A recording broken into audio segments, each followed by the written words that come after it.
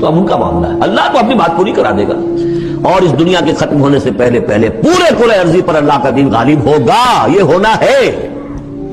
دیکھنا یہ ہے کہ تم اس بہتی گنگا میں کو ہاتھ دھونے کو تیار ہو یا نہیں، یا تم محرومین کی فہرست میں اپنے آپ کو لانا چاہتے ہو۔ بس اپنا تن من دھن لگا دو، اس کے اندر تمہاری ہڈیوں کا چورا ہو کر بھی اس نئی تعمیر کی بنیادوں میں اگر لگ جائے تو بہت بڑی کامیابی۔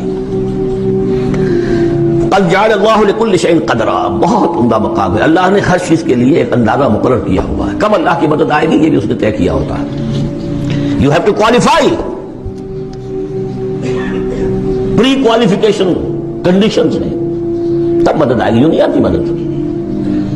اپنا سب کچھ لگا دو، پھر کہو کہ اللہ میری 15 برس کی کمائی کل میدان میں نے وجود ڈالی ہوئی ہے، 15 برس کی کمائی، دن کی اور رات کی کوششیں ہیں میری، صبح اور شام کی کوششیں ہیں میری، 15 برس وہ میدان میں نے لا کے ڈال دی۔ تب پکارو اللہ کو۔ اپنا مال بچا کے رکھنا ہے، اپنی مستقبل کو بھی بچانا ہے، اپنی اولاد کو بھی بچانا ہے، اور اللہ کا دین غالب ہو جائے، کہیں نام لکھا کے کسی جماعت میں شامل ہو کر بڑا تیر مار دیا، گویا کہ اللہ تعالیٰ تو جانتا ہی نہیں کتنی کنٹریبیوشن ہے، کتنا اثار ہے، کتنی قربانی ہے، کتنا وقت ہے، کتنی محنت ہے، اللہ جانتا ہے۔ باقی اس نے ہر چیز کا ایک اندازہ مقرر کیا ہوا ہے۔ اور نہیں ہے یہ دنیا کی زندگی مگر کھیل اور تماشا، لہو و لعب۔ لعب کہتے ہیں کھیل کو، بچوں کے لیے کھیل ہے۔ لہو کہتے ہیں وہ شے جس کے اندر کوئی نفسانی خواہش بھی ہو جائے، یہ بڑے آدمیوں کا معاملہ ہوتا ہے، ایڈلٹس کا معاملہ ہے لہو۔ لائف کھیل ہے، بچوں کا کھیل ہے، لیکن دنیا کی زندگی لہو و لعب سے زیادہ نہیں ہے۔ وَمَا الْحَيَاةُ الدُّنْيَا إِلَّا لَهْوٌ وَلَعِبٌ وَإِنَّ الدَّارَ الْآخِرَةَ لَهِيَ الْحَيَوَانُ۔ اصل میں تو زندگی ہے آخرت کی زندگی، لَوْ كَانُوا يَعْلَمُونَ، کاش کہ انہیں معلوم ہوتا۔ اب دیکھیے یہ صبر علی الابتلاء کے لیے سب سے بڑی بنیاد یہ ہے کہ ہمیں بتاؤ یہ زندگی تو عارضی ہے، کل نہیں تو آج، آج نہیں تو کل ختم ہو جائے گی، اور 10 سال جی لیں گے تو کیا ہو جائے گا؟ جب جائیں گے تو یہی لگے گا جیسے چند گھنٹے رہے تھے یہاں پر۔ آج بھی آپ سوچئے، میں 72 برس کی عمر میں بچپن کی بات ایسے یاد آتی جیسے کل کی بات تھی۔ ایسے ہی قیامت کے دن اللہ تعالیٰ کہتا ہے کہ ان لوگوں کو ایسے محسوس ہوگا دنیا میں چند گھنٹے رہے تھے، ساعۃ من نہار، بس کوئی ایک گھڑی دن کی وہ ہم دنیا میں گزار کر آئے، یہ معلوم ہوگا۔ اصل زندگی تو آخرت کی، وَإِنَّ الدَّارَ الْآخِرَةَ لَهِيَ الْحَيَوَانُ، آخرت کا گھر جو ہے اصل زندگی وہ ہے۔ لَوْ كَانُوا يَعْلَمُونَ، کاش کہ انہیں معلوم ہوتا۔ بتائیے اس چیز پر جب گہرا یقین ہو تو کس امتحان سے آدمی پیچھے ہٹے گا؟ بھائی زیادہ سے زیادہ بات یہ نا کہ جان لے لو گے، وہ تو مجھے جانا ہی ہے، آج نہیں تو کل۔ نشانے مرتے مومن بات تو گوئے ہم، جو مر گئے تبسم پر بے اوست۔ بندہ مومن کی تو نشانی یہ ہے، علامہ اقبال کہتے ہیں کہ جب موت آتی ہے تو اس کے ہونٹوں پر تبسم ہوتا ہے۔ کیوں؟ آج اپنے محبوب سے قریب جانے کا وقت آ گیا۔ محبوب سے، محبوب اللہ ہے۔ یہ دنیا کی زندگی ایک پردہ بنی ہوئی تھی میرے اس کے مابین، اب وہ پردہ اٹھ رہا ہے، تو خوشی ہوگی کہ غم ہوگا؟ اسی لیے جو یہ ہمارے لفظ استعمال ہوا ہے عرس، کس سے بنا ہے؟ بزرگوں کا عرس بناتے ہیں، لیکن یہ کوئی مصنون چیز نہیں ہے، کوئی دین کی بات نہیں ہے، یہ ہماری گھڑی ہوئی باتیں ہیں۔ لیکن اس لفظ کی بنیاد کیا ہے کہ بندہ مومن، کوئی ولی اللہ جب مرتا ہے تو گویا کہ اس کی شادی ہو رہی ہے اللہ کے ساتھ۔ عروسی، عرس جو ہے، عروس کسے کہتے ہیں؟ دلہن۔ تو جیسے وہ ایک خوشی کا موقع ہوتا ہے، ایسے ہی ایک بندہ مومن کے لیے، اللہ کے ولی کے لیے موت جو ہے خوش آئند ہوتی ہے۔ نشان مرد مومن باتو گویم، جو مر گیا تبسم بر لبی اوست۔ اس لیے کہ حدیث میں کہا گیا دنیا سجن المومن و جنت الکافر، اہل ایمان کے لیے تو دنیا قید خانہ ہے، میں نہیں رہنا چاہتا یہاں پر، یہ تو اللہ کا حکم ہے۔ قید خانے میں کون رہنا چاہتا ہے؟ لیکن عدالت نے فیصلہ کیا ہے تو اب رہنا ہے یہاں پر، کوئی اپنی مرضی اور خواہش سے تو نہیں رہتا وہاں۔ اس طرح کا یہ قید خانہ ہے، ہمیں بھیج دیا اللہ نے، لہذا ہمیں یہاں رہنا ہے، اور جو اس کے لیے ہمیں اس نے ہدایت نامہ دیا اس کی پیروی کرنی ہے۔ لیکن ہماری خواہش تو یہ نہیں کہ ہم یہاں رہیں۔ ہاں جنت الکافر، کافر کے لیے یہ جنت ہے، میوے ہیں اس میں، کھائے پیے ادھر سے ادھر سے، اسے فکر ہی نہیں ہے کہ جواب دہی کرنی ہوگی. یہ ہے، نوٹ کیجئے، وَمَا الْحَيَاةُ الدُّنْيَا إِلَّا لَهْوٌ وَلَعِبٌ، نہیں ہے یہ هذه الحیات الدنیا، یہ دنیا کی زندگی سوائے کھیل اور کچھ تماشا تماش بینی کے سوا کچھ نہیں. وَإِنَّ دَارَ الْآخِرَةَ لَهِيَ الْحَيَوَانُ، اصل میں تو آخرت کا گھر ہے کہ جو اصل زندگی ہے. لَوْ كَانُوا يَعْلَمُونَ، کاش کہ انہیں معلوم ہو. صحیح توبہ کی شرائط 3 ہیں. حقوق اللہ کے ضمن میں اگر کوئی کوتاہی ہوئی، اور 4 ہیں اگر حقوق العباد کے ضمن میں کوئی کوتاہی ہوئی. سب سے پہلے یہ کہ گناہ پر واقعی حقیقی پشیمانی دل میں ہو کہ یہ میں کیا کر رہا تھا، یہ پشیمانی کا ہونا لازم. نمبر 2، عہد کرنا کہ اب کبھی نہیں کروں گا، چاہے کچھ عرصے کے بعد پھر وہ کسی کمزوری یا ایمان کی حالت میں توبہ توڑ بیٹھے. یہ دوسری بات ہے. بالکل اللہ نے ایسے لوگ بھی پیدا کیے ہیں کہ جن کے اندر بڑا قوی ارادہ ہے، قوت ارادی مضبوط ہے، ایک دفعہ ایک بات طے کی بس اب یہی ہوگا. اور ویسے ایسے کمزور لوگ بھی ہیں، لاغر لوگ بھی ہیں، قوت ارادی کے اعتبار سے فیصلہ کرتے ہیں لیکن اس پر قائم نہیں رہ سکتے. لیکن اس حوالے سے یہ ہے کہ دوبارہ توبہ کریں گے، لیکن جس وقت توبہ کریں گے یہ شرط لازم ہے کہ پورا فیصلہ ہو، یہ ڈٹرمنیشن ہو کہ اب یہ کام دوبارہ نہیں. اور تیسرا یہ کہ ایک مرتبہ لازماً چھوڑ دیا جائے، چاہے جیسا کہ میں نے عرض کیا پھر دوہرا رہا ہوں، چاہے کچھ عرصے کے بعد پھر اس سے اس کا ارتکاب ہو جائے.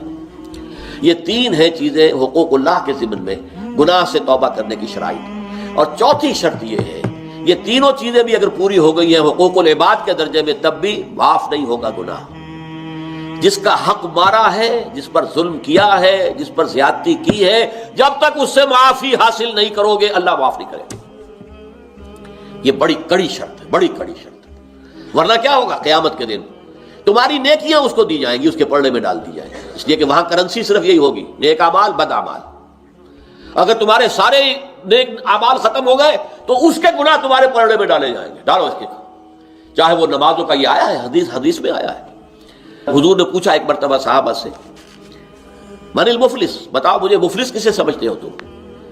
اور بس کیا، المفلس عندنا من لا درہم لہ ولا دینار، ہم تو مفلس اس کو سمجھتے ہیں جس کے پاس درہم و دینار نہیں ہے. آپ نے فرمایا نہیں، میرے امت کا مفلس وہ شخص ہوگا جو قیامت کے دن حاضر ہوگا کہ بہت نمازوں کے پنڈ بھر کے لایا ہوا ہے، بہت اس نے روزے رکھے ہیں، بہت حج کیے ہیں، سب کچھ کیا ہے، لیکن اکل مال ھذا، فلاں شخص کا مال ہڑپ کر گیا تھا ناجائز طور سے، وشتم ھذا، فلاں کی جو ہے گالی دے دی تھی، کسی کی یہ غیبت کی تھی. یہ سارے مدعی جمع ہو جائیں گے، کسی کو اس کی نمازیں دے دی جائیں گے، اچھا بھائی یہ نمازیں اس کی تم لے جاؤ، کمپنسیشن تمہاری حق تلفی اس نے کی ہے، یہ کمپنسیشن. کسی کو روزے دے دیے جائیں گے، کسی کو اس کے حج دے دیے جائیں گے، کچھ نہیں رہے گا. اور ابھی دعوے دار باقی ہوں گے، اب کہا جائے گا کہ ان کے گناہ جو ہے وہ اس کے پلے میں ڈالنے شروع کر دو، اور وہ ان کے گناہوں کے بوجھ میں دب کر جہنم میں ڈال دیا جائے. یہ ہے معاملہ توبہ کا. الا من تاب وآمن وعمل عملا صالحا فاولئک یبدل اللہ سیئاتہم حسنات. تو یہ وہ لوگ ہیں اللہ تعالیٰ ان کی برائیوں کو نیکیوں سے بدل دے گا. اللہ تعالیٰ نے جو انسان پیدا کیے ہیں ان کے مزاج مختلف ہیں.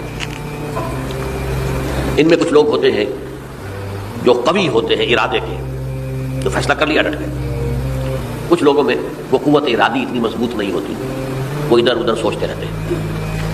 کچھ لوگ جسمانی طور پر بہت توانا ہوتے ہیں، کچھ لوگ جسمانی طور پر پیدائشی طور پر کمزور ہوتے ہیں. تو اگر کوئی قوت ارادی کمزور رکھنے والا شخص ہے، وہ بھی تو اللہ کی تخلیق ہے، اللہ کا بندہ ہے، خطاؤں کا ظہور ہو جاتا ہے، توبہ کرتا ہے، پھر کچھ عرصے کے بعد پھر خطا کا ظہور ہو جاتا ہے، پھر توبہ کرتا ہے، تو ہم تو یہ سمجھیں گے کہ ایک حد کے بعد پھر اس کی توبہ قبول نہیں ہونی چاہیے. لیکن حدیث سنیے، وعن ابی ہریرہ رضی اللہ تعالی عنہ قال قال رسول اللہ صلی اللہ علیہ وسلم ان عبدا اذنب ذنبا، یقیناً ایک بندہ جو ہے وہ ایک گناہ کرتا ہے، فقال، پھر وہ کہتا ہے رب، اے میرے پروردگار، اذنبت فاغفر لی، مجھ سے گناہ ہو گیا ہے مجھے معاف فرما دے. فقال ربہ، تو پروردگار یہ کہتا ہے اعلم عبدی ان لہ ربا یغفر الذنب ویأخذ بہ، میرا یہ بندہ یہ جانتا ہے کہ اس کا ایک رب ہے جو گناہ معاف بھی کر سکتا ہے اور سزا دے بھی سکتا ہے. کیا معنی ہوئی؟ گناہ اس نے کیا ہے لیکن جانتا ہے اللہ کو تو وہ معاف بھی فرما سکتا ہے، تبھی تو وہ اللہ سے معافی کی درخواست کر رہا ہے. اس کے اس جاننے کی بنیاد پر، اس کے اس علم کی بنیاد پر، اس کے اس ایمان کی بنیاد پر فرمایا غفرت لعبدی، میں نے اپنے بندے کو معاف کر دیا۔ ثم مکث ما شاء اللہ، پھر وقت گزرا جتنا کہ اللہ نے چاہا۔ ثم اذنب ذنبا، پھر اس سے گناہ ہو گیا۔ فقال رب اذنبت ذنبا فاغفر، پھر کہتا ہے پروردگار مجھ سے گناہ ہو گیا، پھر مجھے معاف فرما دے۔ فقال ربہ، اللہ فرماتا ہے عالم عبدی ان لہ ربا یغفر الذنب ویأخذ بہ، میرا بندہ ہے نا جو جانتا ہے کہ اس کا ایک رب ہے، ایمان باللہ اس کے اندر ہے، تبھی تو پکار رہا ہے، اور یہ بھی جانتا ہے کہ وہ گناہ معاف بھی کر سکتا ہے اور چاہے تو پکڑ بھی سکتا ہے، سزا بھی دے سکتا ہے۔ تو فرمایا، اللہ تعالیٰ فرماتے ہیں میں نے فرمایا کہ میں نے معاف کر دیا۔ ثم مکث ما شاء اللہ، پھر ایک عرصہ گزرا اس کے بعد۔ ثم اذنب ذنبا، پھر اس نے گناہ کیا۔ قال رب اذنبت ذنبا آخر، اس نے کہا پروردگار میں نے تو پھر ایک اور گناہ کر دیا، فاغفر لی، مجھے بخش دے۔ فقال عالم عبدی ان لہ ربا یغفر الذنب ویأخذ بہ، میرا بندہ جانتا ہے نا کہ اس کا ایک رب ہے جسے وہ پکار رہا ہے، اور وہ جانتا ہے کہ اسے اختیار حاصل ہے کہ چاہے تو بخش دے اور چاہے تو پکڑ لے۔ اس کے اس علم، اس ایمان کی بنیاد پر میں نے اسے معاف کر دیا۔ ایک اور حدیث، میں نے چونکہ اس گفتگو کے لیے ان احادیث کا تفحص کیا ہے، یہ تو بہت ہیں حدیثیں، میں نے ان میں سے کچھ چنی ہے۔ ہمارے پاس واعظ ناصح وہ بھی کسی شخص کو روکتے رہے، برائیوں سے روکتے رہے، نہیں رکتا، تو کہیں غصے میں آ کے اللہ تجھے کبھی معاف نہیں کرے گا۔ یہ کتنا بڑا جرم ہے، اس کا اندازہ کیجیے اس حدیث سے۔ تو میرے بندے کو میری رحمت سے مایوس کر رہے ہیں، کتنا بڑا جرم ہے اس کا اندازہ کیجیے۔ یہ مسلم شریف کی روایت ہے، عن جندب، حضرت جندب رضی اللہ تعالیٰ عنہ سے، ان رسول اللہ صلی اللہ علیہ وسلم حدث، کہ اللہ کے رسول صلی اللہ علیہ وسلم نے ایک واقعہ بیان کیا، ان رجلا قال، کہ ایک شخص نے یہ کہا، واللہ لا یغفر اللہ لفلان، کہ خدا کی قسم اللہ تعالیٰ فلاں شخص کو کبھی معاف نہیں کرے گا۔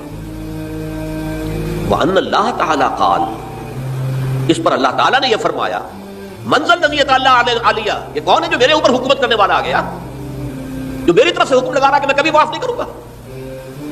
من ذا الذی، کون ہے وہ شخص، الذی یتعالی علیہ انی لا اغفر لفلان، کہ میں فلاں شخص کو کبھی معاف نہیں کروں گا، قد غفرت لفلان، اس کو تو میں نے معاف کر دیا، واحبطت عملہ، اس شخص کے تمام اعمال میں نے ضائع کر دیے کہ تم نے میرے بندے کو مایوس کیا۔ یہ ہے جرم کی انکار۔ تو توبہ کی دعوت دیتے رہو، توبہ کے لیے لوگوں کو آمادہ کرتے رہو، توبہ جو ہے اس کے لیے ترغیب دیتے رہو، اللہ تعالیٰ معاف فرمانے والا۔ اب آخری حدیث سنا رہا ہوں، یہ تو بہت ہی عجیب حدیث ہے اور متفق علیہ، یہ بخاری اور مسلم دونوں میں۔ حضرت ابو سعید الخدری رضی اللہ تعالیٰ عنہ جو ہے اس کے راوی ہیں، حضور نے فرمایا، کانا فی من کانا قبلکم رجل قتل 99 نفسا، تم سے پہلے جو امت تھی بنی اسرائیل، گویا کہ ان کا ذکر ہے، اس میں ایک آدمی ایسا تھا جس نے 99 قتل کیے تھے۔ اب آپ اندازہ کیجئے کتنا بڑا گناہ کبیرہ ہے قتل۔ قرآن مجید میں آتا ہے فَكَأَنَّمَا قَتَلَ النَّاسَ جَمِيعًا، اگر ایک انسان کو بھی ناحق قتل کر دیا گیا تو یہ ایسی ہے گویا کہ اس نے پوری نوع انسانی کو قتل کر دیا، اس نے 99 قتل کیے۔ فَهَلْ لَهُ مِن تَوْبَةٍ، پھر اس کے بعد یہ ہوا کہ اس کے اندر توبہ کا جذبہ پیدا ہوا۔ فَسَأَلَ عَنْ أَعْلَمِ أَهْلِ الْأَرْضِ، تو اس نے پھر سوال کیا، لوگوں سے پوچھا کہ زمین میں رہنے والوں میں کون سب سے بڑا عالم ہے۔ فَدُلَّ عَلَىٰ رَاهِبٍ، تو اسے بتایا گیا فلاں راہب فلاں جگہ پر ہے، وہ بہت نیک ہے، بڑا عالم ہے۔ فَأَتَاهُ، وہ اس کے پاس آیا، فَقَالَ أَنَّهُ قَتَلَ 99 نَفْسًا فَهَلْ لَهُ مِن تَوْبَةٍ، انہوں نے کہا دیکھیے راہب صاحب، میں نے 99 انسان قتل کیے، اب مجھے یہ بتائیے کہ میرے لیے توبہ کا کوئی امکان ہے؟ فقال لا، اس نے کہا نہیں۔ فقتلہ، اس نے اس کو بھی قتل کر دیا۔ فکمل بہ 100، اپنی سینچری مکمل کر لی، مطلب 99 کے بعد ایک کی کسر تھی، اس کو بھی قتل کیا، 100 پورے کر لیا۔ ثم سأل عن عالم اہل الارض، پھر اس نے پوچھا کوئی اور کوئی بڑے عالم انسان ہو۔ فدل علی رجل عالم، پھر اس کی رہنمائی کی گئی ایک بڑے عالم شخص کی طرف۔ فقال انه قتل 100 نفس، تو اس نے وہاں جا کر کہا کہ میں 100 انسان ہلاک کر چکا ہوں، قتل کر چکا ہوں۔ فهل له من توبہ، میرے لیے توبہ کا کوئی امکان ہے؟ فقال نعم،